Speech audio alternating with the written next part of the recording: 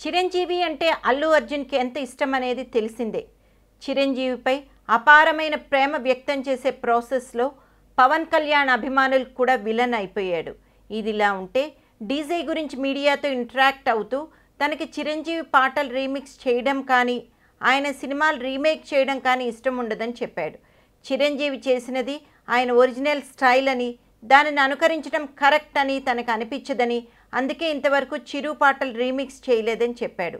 తనకి ఒరిజినల్గా ఉండటం ఇష్టమని, గతంలో ఒకసారి తాను తన సినిమాలకు సంబంధించి చిరంజీవి డైలాగ్ చెప్పడానికి ప్రయత్నించిన సందర్భాన్ని గుర్తు చేసుకుంటూ ఆ ప్రయత్నం తనకే నచ్చకపోవడంతో ఆ ప్రయత్నాన్ని ప్రాథమిక దశలోనే వదిలివేసిన విషయాన్ని గుర్తు చేసుకున్నాడు సరదాగా.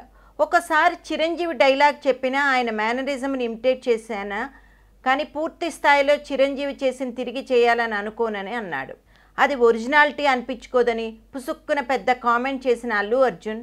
అయితే ఇప్పుడు ఈ మాటలే అల్లు అర్జున్కు సమస్యగా మారాయి అన్న వార్తలు వస్తున్నాయి. తన ఒపీనియన్ బాగానే చెప్పేశాడు, కానీ ఈ క్రమంలో తన మాటలు ఇండైరెక్ట్గా చరణ్కి తగులుతున్నాయని అల్లు అర్జున్ అస్సలు ఆలోచించినట్లేదు. దీంతో యాదృచ్ఛికంగా తన వ్యక్తిగత అభిప్రాయాన్ని చెప్పిన మాటలు రామ్ చరణ్ అభిమానులకు అసహనాన్ని కలిగిస్తున్నట్లు వార్తలు వస్తున్నాయి. చిరంజీవి పాటలను చరణ్ చాలాసార్లు రీమిక్స్ చేశాడు.